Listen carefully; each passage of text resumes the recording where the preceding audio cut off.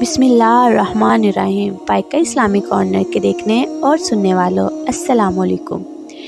ایک دن جب حضرت موسیٰ علیہ السلام اپنے اہل و عیال کے ساتھ بکریاں چراتے ہوئے مدین سے بہت دور نکل آئے، وہ رات بہت ٹھنڈی تھی۔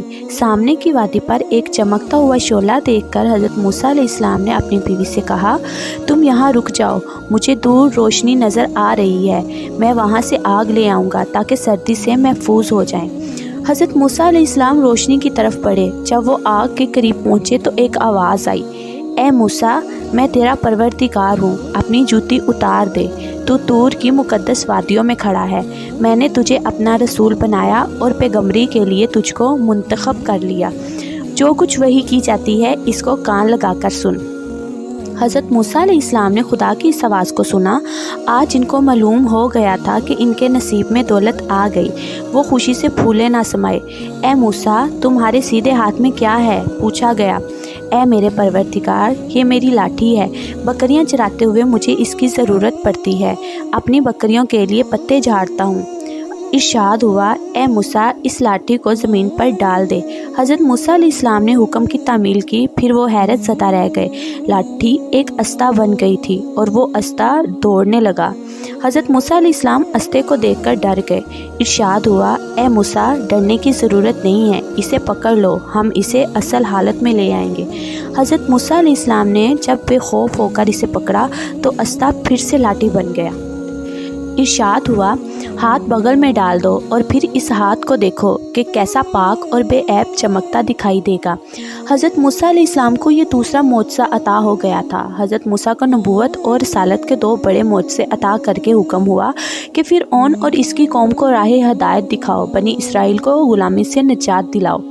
حضرت موسیٰ علیہ السلام اللہ تعالیٰ کے حکم پر اپنے بھائی ہارون کو ساتھ لے کر بے خوف و خطر فرعون کے دربار میں داخل ہوئے۔ فرعون کے تخت کے قریب پہنچ کر اپنے آنے کا مقصد بیان کرتے ہوئے دین کی دعوت دی تو فرعون غصے سے آگ بگولا ہو گیا اور نہایت تکبر سے بولا، موسیٰ، یاد کرو تم نے میرے گھر میں پرورش پائی، ایک کپتی کو قتل کر کے فرار ہو گئے تھے اور اب میرے پاس پیغمبر بن کر آ گئے ہو اور بنی اسرائیل کی رہائی کا بھی مطالبہ کر رہے ہو۔ تم کو اتنی جرأت کیسے ہو گئی ہے کہ میرے دربار میں کھڑے ہو کر مجھ کو ہی نصیحت کر رہے ہو؟ حضرت موسیٰ علیہ السلام نے فرمایا، یہ بات درست ہے کہ میں نے تیرے گھر میں رہ کر پرورش پائی اور ایک مدت تک شاہی محل میں رہتا رہا۔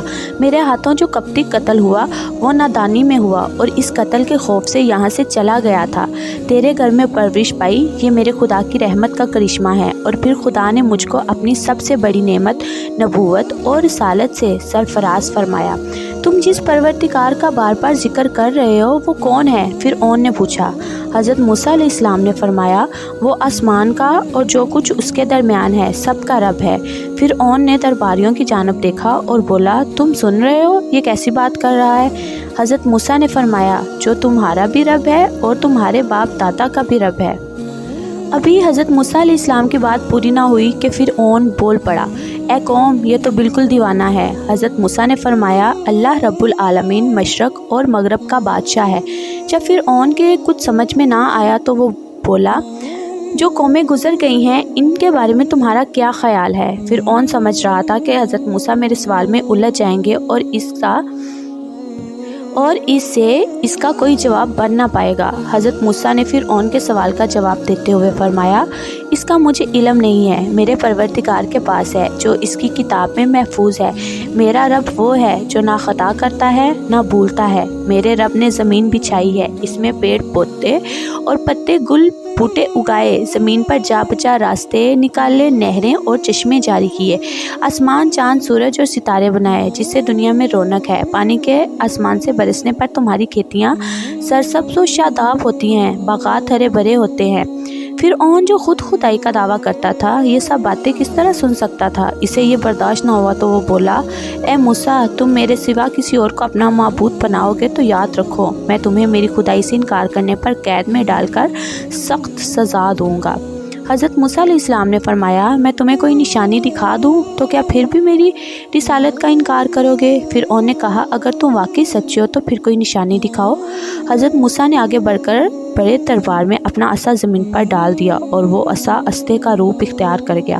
حضرت موسیٰ نے اپنے ہاتھ کو بغل میں لے جا کر باہر نکال لیا حضرت موسیٰ کا ہاتھ ایک روشن ستارے کی مانند چمکنے لگا تھا۔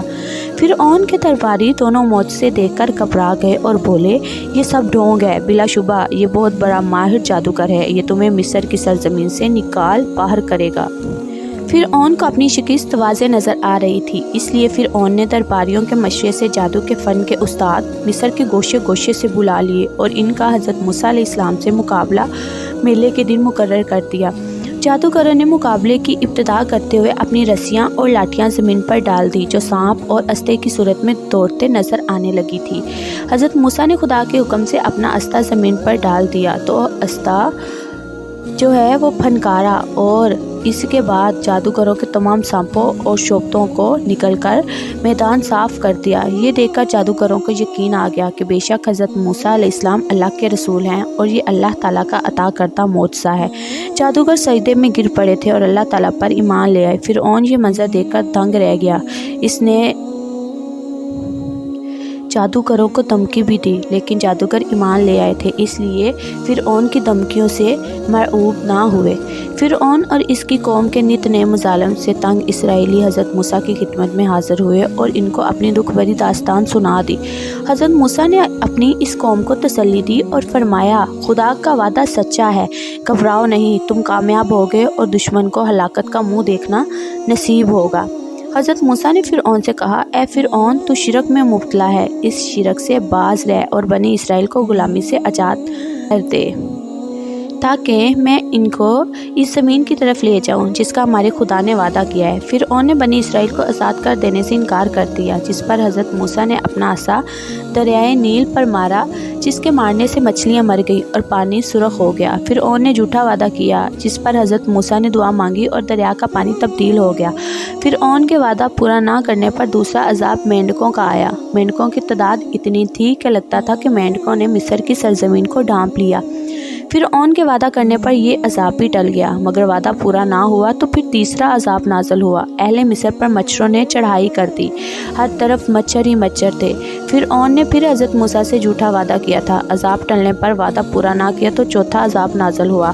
مصر میں موجود سب چوپائے، گدھے، گھوڑے، بیل، بھیڑ، بکریاں ایک باری موت آئی اور سب مر گئے۔ فرعون نے وعدہ کیا، عذاب ٹلنے پر وہ پھر وعدہ خلافی کر بیٹھا۔ اس بار بادلوں کا ایسا عذاب ہے کہ اس نے ملک میں ایسی تباہی مچائی کہ کھیت ویران ہو گئے، درخت گر گئے، صرف بنی اسرائیل کا علاقہ محفوظ رہا۔ فرعون نے پھر وعدہ کیا، عذاب ٹلنے پر وعدہ خلافی کی۔ اب مصر پر ٹڈیوں کا عذاب نازل ہوا، ٹڈیوں نے اولوں سے بچ جانے والے درختوں کو چٹ کر دیا۔ فرعون نے پھر معافی مانگ لی اور اپنے وعدے سے پھرنے کی بجائے ایک انوکھی شرط رکھ دی اور کہا، میری طرف سے یہ اجازت ہے کہ تم جا کر اپنے رب کی عبادت کر سکتے ہو، لیکن تم میں سے صرف مرد جا کر عبادت کر سکتے ہیں، بچے اور عورتیں تمہارے ساتھ نہیں جانے دوں گا۔ حضرت موسیٰ علیہ السلام سب کو ساتھ لے جانا چاہتے تھے، جس پر فرعون اکڑ گیا اور حضرت موسیٰ کو دھمکی دی، اے موسیٰ، تو یہاں سے چلا جا اور میرا منہ دیکھنے دربار میں مت آنا، ورنہ میرے آدمی تجھے قتل کر دیں گے۔ حضرت موسیٰ علیہ السلام اور حضرت ہارون علیہ السلام کو اللہ تعالیٰ کی طرف سے حکم ہوا کہ وہ راتوں رات بنی اسرائیل کو لے کر مصر کی سرزمین چھوڑ دیں، اپنی بھیڑ، بکریاں، گائیں، بیل اور دیگر سامان ساتھ لے جائیں۔ بنی اسرائیل وہاں سے جانے کو تیار ہو گئے۔ ادھر فرعون کو بھی ان کے جانے کی خبر ہو گئی۔ درباریوں نے فرعون سے کہا، اب بنی اسرائیل والے کام کون کرے گا؟ تو نے انہیں آزادی دے کر اچھا نہیں کیا۔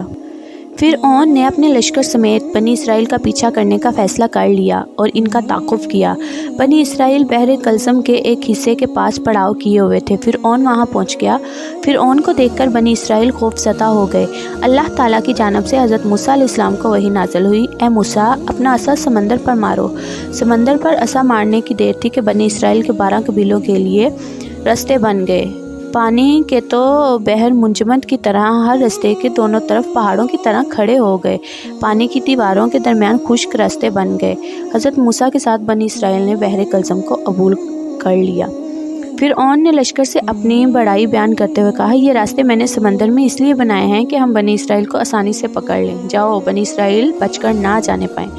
فرعون کے سارے لشکر ان راستوں پر اتر گئے اور خدا کے حکم سے سمندر پھر سے اپنی اصلی حالت میں آ گیا۔ فرعون اور اس کا تمام لشکر پانی میں غرق ہو گیا۔ جس وقت فرعون پانی میں ڈوب رہا تھا تو اس نے اپنی زندگی بچانے کو کہا، میں اس ایک واحد لا شریک ذات پر ایمان لاتا ہوں جس پر بنی اسرائیل ایمان لے آئے ہیں، میں فرمانبرداروں میں سے ہوں۔ اللہ تعالیٰ نے فرعون کی توبہ کو قبول نہ کیا اور اس کے جواب میں فرمایا، آج کے دن ہم تیرے جسم کو ان کے لیے جو تیرے پیچھے آنے والے ہیں عبرت کا نشان بنا دیں گے۔ سمندر میں فرعون کی لاش ایک طویل عرصے تک ڈوبی رہی۔ کسی آبی جانور نے فرعون کی ناک کا کچھ حصہ کھا لیا۔ ہزاروں سال بعد فرعون کی لاش سمندر سے ملنے پر بھی محفوظ تھی۔ پانی میں رہ کر بھی لاش گلی سڑی نہیں تھی۔ آج بھی فرعون کی لاش مصر کے عجائب گھروں میں موجود ہے اور دیکھنے والے اس کی لاش کو دیکھ کر عبرت حاصل کرتے ہیں۔ ناظرین گرامی، اس ویڈیو میں اتنا ہی، ملتے ہیں اگلی ایک اور ایسی ہی انفارمیٹیو ویڈیو کے ساتھ۔ تب تک کے لیے اللہ حافظ۔